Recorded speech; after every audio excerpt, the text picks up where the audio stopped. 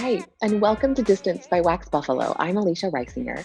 Each episode, we jump on with a creative and talk about who they are, what they're doing, and how they're keeping their hands busy during this time. Today, we're jumping on with my friend Allie Rash. She's an incredible visual artist, a cancer survivor, incredibly inspiring, and she even hand painted each of the vessels that we'll be pouring and putting up on Wax Buffalo for you. It's a really fun episode, and I'm excited to introduce her to you. Hi, Allie. Hi. I'm super excited that you're here. Thank you for jumping on this morning.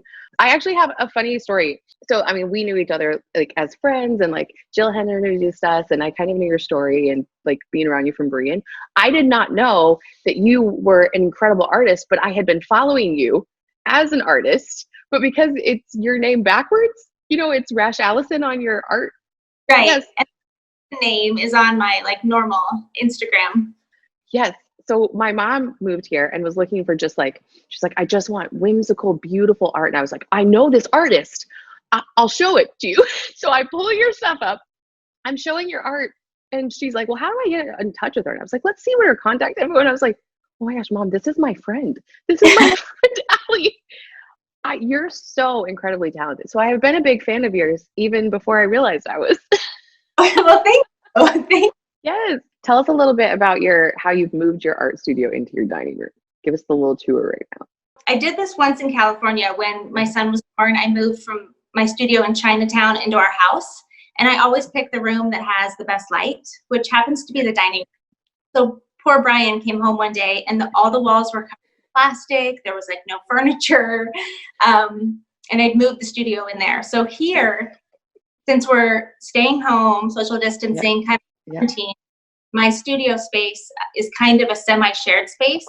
So I figured it would be better to have it in the house. So I asked permission this time, or just gave him a heads up, and then moved everything into our dining room. I like totally love it. It seems like a very, very happy place right there. I would like the social distance in that room. Yeah. Light is so great. And the only problem is sometimes like I'm cooking dinner and I'm like, oh, that painting just needs one more thing. Like it's hard to separate. Oh, I bet. A little bit and then go back. And so it's a home that I can just go back and forth between like life and work. But sometimes I need that, like, it's time to be in real like life right now and then back into the painting world. How do you like differentiate the two? Because I feel like I struggle with that myself. What's your advice? I do a great job of it. I think I love to do all the things, everything, but I know I can't do everything well all the time. So I feel like when painting is really strong, then I'm not as present as a mom, or when I'm super present with my kids, I'm never painting. So it's kind of like going back and forth between them. I think it's just a constant like balancing act. Yeah, I think that's a really good way to put it. And like there's grace in it, right? Where you're just like, it's okay. I don't have to be like perfectly in tandem. Yeah, I like that a lot. Will you talk a little bit about how you even got into art? Like, how did you become this incredible artist? Oh, well, I grew up in a tiny town in western Nebraska, and my grandma loved to do China painting. One of my aunts was an art teacher in Omaha and is an artist. And like my mom never says she's an artist, but she's super creative. And so I think I kept myself busy in this small town painting and drawing and making art. And my parents were awesome because they always encouraged it and supported it. Even when I wanted to go to school for art, like it was never, they were like, yeah, you can do whatever you want. So I really appreciated that. I went out to LA, went to Pepperdine for undergrad, and then took a little bit of time. Like I did graphic design for a little while at an ad agency and was an art director. And then, but I always knew I wanted to just be a studio artist.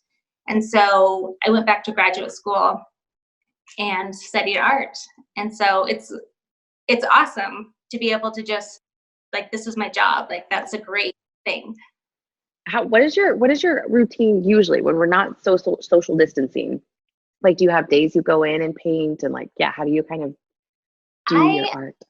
With routine, that is something that like I'm constantly practicing because I'm pretty like just spur of the moment. Like I just you're an artist. You should be. That's like got to be part of who you are, right? I follow my all the time, which can be wonderful and lead us to like beautiful places, and sometimes it can like be a little crazy. But oftentimes once the kids go to school, I might try to sneak in a workout or get a couple errands done and then head into the studio. And I probably make it in several times a week, and I'll stay for a few hours. If I'm on a roll, I'll stay longer. Sometimes I get to a point where if I touch anything else, I know I'm going to destroy it. So I just need to leave. So that's interesting. Actually, I like that. Like you have to just stop yourself. Get out of there because it's going to go south. So, but usually while they're at school is when I'm at the studio, and then occasionally they'll come with me and work on things, which sometimes works and sometimes doesn't. So I'm super obsessed with your Ripple project that you're doing, which is like, this really just was inspired by all of the social distancing and like the different places in town, and both in California and in Lincoln, that are in need right now. And you created this project to help raise money. Will you talk a little bit about it? Because I think it's really beautiful. But I think we all have something we can give and all have something we can do. So just finding a way to make like just a tiny impact, I think for one is so helpful for me, at least, to not feel overwhelmed by all of that. And two, I think if we all are doing just a little thing, like if we all can just find the one little thing we can give, then it does make a big impact. So it just kind of started with that. I'm like, okay, so I'm home painting. What can I do that might help? And so I just started creating these small paintings.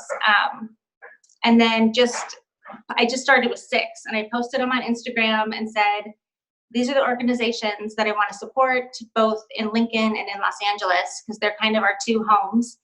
And then just asked people to let me know if they wanted a painting, and then ask them to make the donation directly to that organization. That way, if there's a tax benefit, they can get that benefit. And so once they make the donation, then I just send the painting. So I started with 6, and I think I'm going to stop for a while, but I think I'm at 36 right now. So every episode, like, it was amazing. The first ones were gone like in a couple hours, and then several people were like, I want one. And so I just think it's it's so cool for me to see people giving this money to these organizations in need in this time when I don't think anyone is like rolling in dough right now. Everyone's hurting, but for people to take what they have and share it with others, I think is awesome. Oh, I totally agree. And I think it's like you basically doing what you do best and saying, how can I help? And finding such a creative way to do it. I think it's really beautiful, Allie. I love it. It's been so awesome just to see so many people doing that. Like, restaurants cooking food for some of the hospital workers, or just everyone finding what it is they do and then seeing how that could fit someone else's need. Okay, I also wanted to talk a little bit about, you have a very, very unique, beautiful story. And I've been thinking about you a lot because all of us are in our home and we're being careful with our immune systems and we're being careful with who we touch. And I feel like you have lived that life for a while. And it's made me think about you a lot, just how unique this is for all of us, but that this is kind of your life. Will you talk about that a little bit? So yeah, I think 5 years ago now, I was diagnosed with breast cancer and went through treatment in California from like January. I had surgery in April, finished radiation in July. And at that time, I knew I was high risk for recurrence. So we decided to go back to Nebraska to be closer to family. And then I think I finished up the last of my treatment in December and then relapsed that next August to stage 4, so metastatic breast cancer. And so since then, I've been doing treatment pretty continuously. So I would say, for the past 5 years, my poor fingers are always cracked from like washing my hands so much and using sanitizer and just trying to be really mindful of germs. When the kids came home from school, they would jump in the shower right away or things like that. So I think because it has been so much a part of our life, this doesn't feel quite so jarring. Yeah. Like I think we had already kind of settled into this rhythm of like being careful with germs. And honestly, even for me, like having to face the idea of mortality, I think the world as a whole is kind of facing that a little bit right now. Like, oh man, like I'm not going to be here forever. But I think that's something that I've had to face already. So I think that makes this situation feel more familiar to me, I think. That makes total sense. That's have you had to do treatment differently since the coronavirus? Are they doing anything different for you? The good part is I'm at a point, so I've been in remission about 2.5 years now, but because metastatic, I continue to do treatment to try to keep me in remission. One of the nurses, or the nurse navigator, was just talking about how kind of stressed the oncologist has been, just because he's like, how am I going to keep these people safe? Like, how can I protect them? So I kind of felt the weight of kind of what's going on just for the healthcare professionals, and not someone who's directly treating people with COVID, but trying to keep his cancer patients safe. That's got to be a huge pressure on his shoulders. Like that makes, oh, we need to send him all the sleepy time tea. Yes. I bet it's just, yeah, it would be. And it also speaks to like what an amazing doctor he is, that he cares that much and it's like affecting him. Yeah. I really love how you wrap like your kiddos are a part of your story, whether it's your survival story or your art. And I know that like you have some fun projects you've been doing for kiddos too, and you're going to tuck a little into our candle, right? Yeah.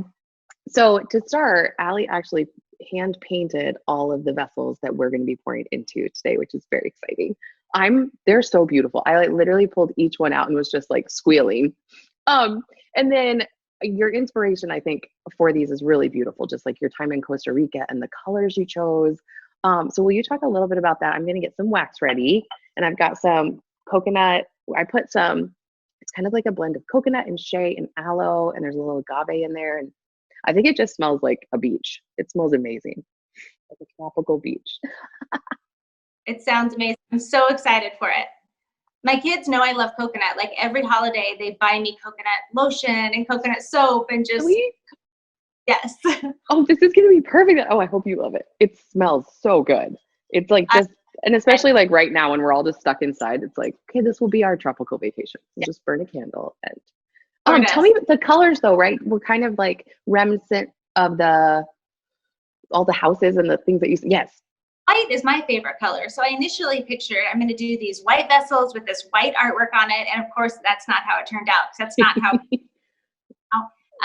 And we had just back from Costa Rica, and all the houses there are the most amazing color combinations. They are not colors I would ever choose to put together, but they look so like full of life and so amazing. In fact, like I love white so much. My kids are like, you're going to paint the house white and you paint all the white. We got home, my son too was like, oh, it kind of feels good to be in white because there's just so much color in Costa Rica. You're like, so, but I just felt like there's so much life in those homes. And so as I kind of was choosing colors, the palette of the homes in Costa Rica kind of became part of these candles too. And it also worked their way into my paintings now as well.